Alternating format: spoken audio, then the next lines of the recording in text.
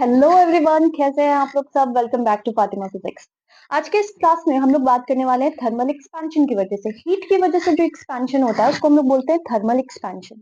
तो आज की वीडियो में हम उसी के बारे में बात करेंगे। थर्मल एक्सपेंशन का तीन अलग अलग टाइप था।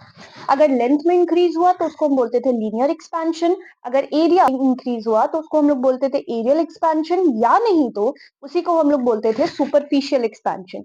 और इन केस अगर पूरा का पूरा वॉल्यूम इंक्रीज हुआ तो उसको हम लोग जानते थे वॉल्यूम एक्सपेंशन के नाम से। ठीक है, तो आज के इस क्लास में हम लोग लीनियर एक्सपेंशन पे भी बात करेंगे, एरिया एक्सपेंशन पे भी बात करेंगे और वॉल्यूम एक्सपेंशन पे भी बात करेंगे। और इसके साथ साथ एरिया एक्सपेंशन, लीनियर एक्सपेंशन और वॉल्यूम एक्सपेंशन के कोफिशिएंट्स के बीच में क्या रिलेशन है, हम लोग उस पर भी बात करेंगे। तो चलो जल्दी से शुरू करते हैं।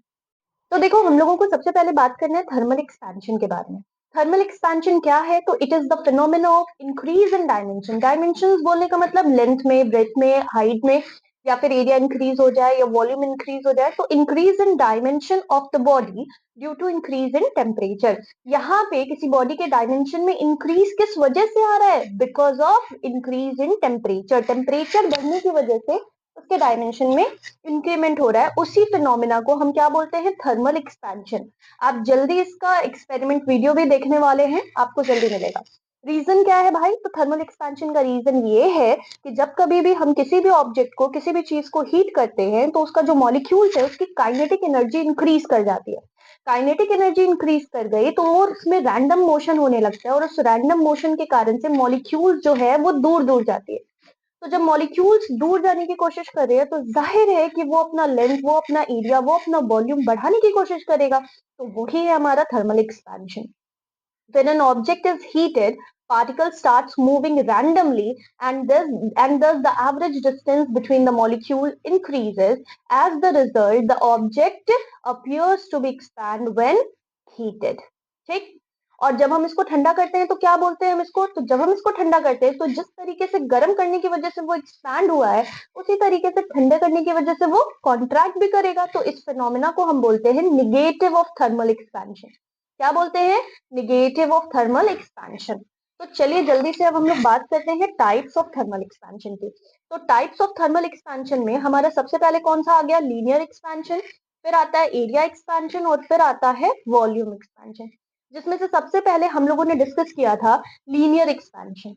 लीनियर एक्सपेंशन क्या है? तो अगर किसी ऑब्जेक्ट का, अब देखो ये इतना मोटा रॉड दिखाने के लिए बनाया गया है, कायदे से ये बहुत पतला रॉड होता है जिसमें इसका ब्रेथ जो है वो कंसिडरेबल होता भी नहीं है। तो जब बात करेंगे लीनियर एक्सपेंशन की तो it is defined as increase in length due to increase in temperature. Length में इंक्रीज हुआ, किस वजह से इंक्रीज हुआ लेंथ में? टेम्परेचर बढ़ाने के कारण से। तो ये हमारे पास एक रॉड है जिसका लेंथ L है और टेम्परेचर क्या है? T है।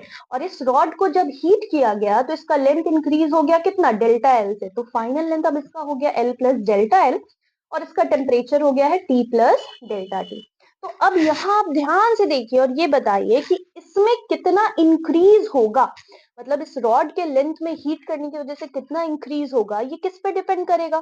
तो सबसे पहली बात कि रॉड के इनिशियल लेंथ पे डिपेंड करेगा।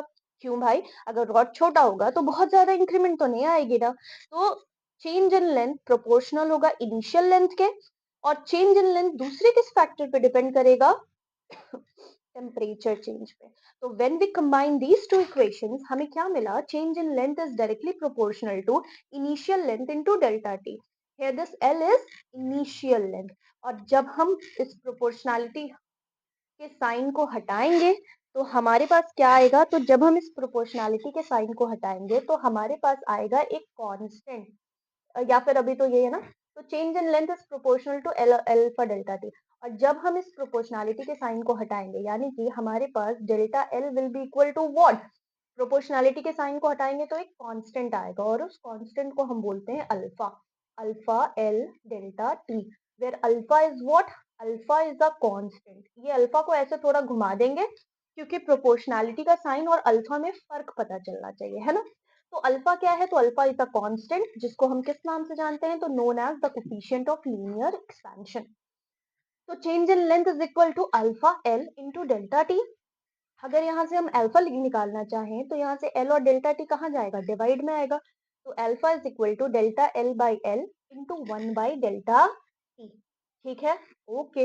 अब यहाँ से तुम बताओ कि इस अल्फा का फॉर्मूला हम क्या बना सकते हैं। तो आप देखो अल्फा का फॉर्मूला क्या बनाएंगे, change in length per unit rise in temperature है। Delta T is change in temperature, delta T is change in temperature.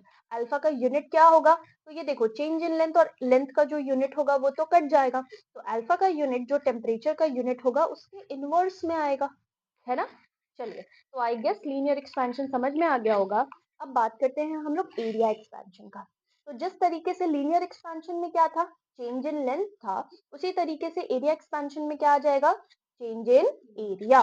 तो it is defined as the increase in area with the increase in temperature. चलो जल्दी से इसको बनाते हैं।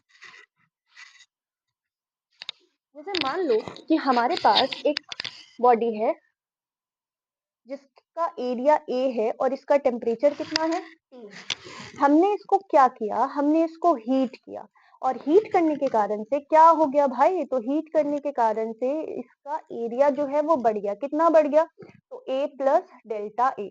और जब हम इसको हीट कर रहे हैं तो जाहिर है कि टेम्परेचर भी बढ़ेगा, तो टेम्परेचर कितना बढ़ गया, T प्लस डेल्टा टी। ठीक, तो अब आप ये बताओ कि ये जो चेंज इन एरिया है वो किस पे डिपेंड करेगा। तो चेंज इन एरिया, सबसे पहली बात कि ये डिपेंड करेगा इनिशियल एरिया पर, let it be our equation number 1।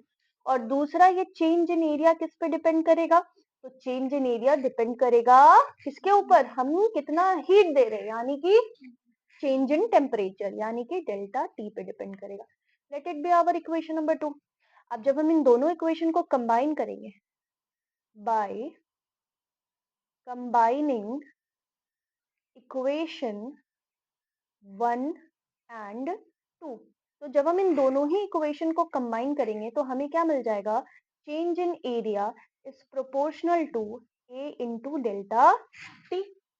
अब आपने मालूम है ये चीज कि जब कभी भी हम प्रोपोर्शनैलिटी का साइन हटा के इज इक्वल टू डालते हैं क्या आता है, एक कांस्टेंट। तो यहाँ पर वो कांस्टेंट क्या होगा, तो delta A is equal to, यहाँ पर जो कांस्टेंट है वो होता है beta, beta A delta T, जिसमें से बीटा क्या है, बीटा इज अ कांस्टेंट जिसको हम किस नाम से जानते हैं, तो यहाँ पर हम लिखेंगे क्या है भाई, तो beta is a constant, beta is a constant known as coefficient of, क्या बोलेंगे हम इसको, coefficient of area expansion। ठीक है, और अगर हम यहाँ से बीटा निकालना चाहें तो ये a डेल्टा टी कहाँ आ जाएगा, डिवाइड में। तो यहाँ से हम क्या बोल सकते हैं कि this beta will be equal to area और डेल्टा टी डिवाइड में आएगा, तो ये क्या हो जाएगा, change in area by original area या initial area into 1 by delta T, 1 by delta, है ना। तो बीटा का डेफिनेशन क्या होगा, the coefficient of area expansion, जिसको हम दूसरे के नाम से जानते हैं सुपरफिशियल एक्सपेंशन। तो the coefficient of area expansion या फिर superficial expansion can be defined, NED, can be defined as change in area per unit rise in temperature। ठीक है, कोई दिक्कत, ओके। अब बात करते हैं हम लोग वॉल्यूम एक्सपेंशन के ऊपर, इसके ऊपर बात करेंगे अब हम लोग वॉल्यूम एक्सपेंशन के ऊपर। क्या है भाई वॉल्यूम एक्सपेंशन, तो जिस तरीके से लीनियर एक्सपेंशन हम लोगों ने देखा, जिस तरीके से एरिया एक्सपेंशन हम लोगों ने देखा, उसी तरीके से वॉल्यूम एक्सपेंशन क्या हो जाएगा। तो वॉल्यूम एक्सपेंशन क्या होगा, टेम्परेचर इंक्रीज करने की वजह से किस चीज में चेंज आएगा, उसके वॉल्यूम में चेंज आएगा। तो it is defined as the increase in volume with the increase in temperature। Volume में इंक्रीज होगा किसकी वजह से, इंक्रीज इन टेम्परेचर। ठीक है, तो यहाँ पर अगर हम बनाना चाहें तो मान लो कि हमारे पास कोई एक शेप है, वॉल्यूम है तो जाहिर है कि लेंथ ब्रेथ और हाइट तीनों आएगा। मान लीजिए कि ये कोई शेप है जिसका इनिशियल वॉल्यूम V है और इसका टेम्परेचर कितना है T। अब जब हमने इसको हीट किया तो हीट करने की वजह से क्या हो गया, तो इसका वॉल्यूम इंक्रीज हो गया, हीट करने की वजह से क्या हो गया, हीट करने की वजह से इसका वॉल्यूम जो है वो इंक्रीज हो गया, कितना हो गया, तो V प्लस डेल्टा V। और टेम्परेचर अब कितना हो गया, T प्लस डेल्टा। ठीक है, ओके। तो अब जाहिर है जैसे यहाँ पर वैसे ही यहाँ पर, अब आप ये बताओ कि चेंज इन वॉल्यूम किस पे डिपेंड करेगा, इनिशियल वॉल्यूम पर, और दूसरा चेंज इन वॉल्यूम किस पे डिपेंड करेगा, चेंज इन टेम्परेचर पे। तो यहाँ से हम लोग क्या बोल सकते हैं, हाँ, तो यहाँ से हम लोग क्या बोल सकते हैं, this change in volume will be proportional to initial volume, let it be equation 1। और क्या बोलेंगे, change in volume is proportional to change in temperature, let it be equation number 2। ठीक, अब क्या करेंगे, इन दोनों इक्वेशन को कंबाइन करेंगे।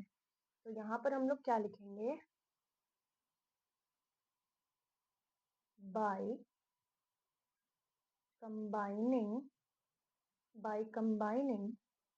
equation 1 and 2, क्या बोलेंगे हम लोग, this change in volume will be proportional to v into delta T. और आपको पता है कि जब कभी भी हम प्रोपोर्शनैलिटी का साइन हटा के कोई कांस्टेंट इज इक्वल टू डालते हैं तो साथ में क्या आता है, कांस्टेंट। तो यहाँ पर the coefficient of volume expansion जो होगा उसको हम लोग किस से डिनोट करते हैं, गामा से। तो यहाँ पे change in volume will be equal to, proportionality का साइन हटाएं, यहाँ पे कांस्टेंट आया गामा v डेल्टा टी। ठीक है, जिसमें से गामा क्या है आपका, गामा इज अ कांस्टेंट जिसको हम किस नाम से जानते हैं, कोफिशिएंट ऑफ वॉल्यूम एक्सपेंशन। तो यहाँ पर हम फटाफट से लिख देंगे, यहाँ पर हम लोग क्या लिखेंगे, gamma gamma is a constant, gamma is a constant known as coefficient of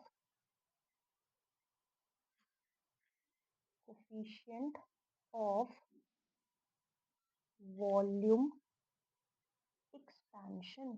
ठीक है, क्या बोलेंगे हम इसको, कोफिशिएंट ऑफ वॉल्यूम एक्सपेंशन। और यहाँ से अगर हम गामा निकालना चाहें तो ये v और डेल्टा टी कहाँ आ जाएगा, डिवाइड में। तो यहाँ से क्या हम ऐसे बोल सकते हैं, this gamma will be equal to change in volume by original volume into, ये डेल्टा टी भी डिवाइड में आएगा, तो हम इसको क्या ऐसे बोले, 1/डेल्टा टी बोले। तो देखो क्या लिखा गया, the coefficient of volume expansion gamma can be defined as change in volume per unit rise in temperature. I guess आपको ये सब चीज बहुत अच्छे से समझ में आ गया होगा। चेंज इन वॉल्यूम को हम क्या बोल सकते हैं, volume final minus volume initial, क्या बोल सकते हैं, volume final minus volume initial. तो चलो अब जल्दी से अल्फा बीटा और गामा के बीच में रिलेशन फाइंड आउट करते हैं।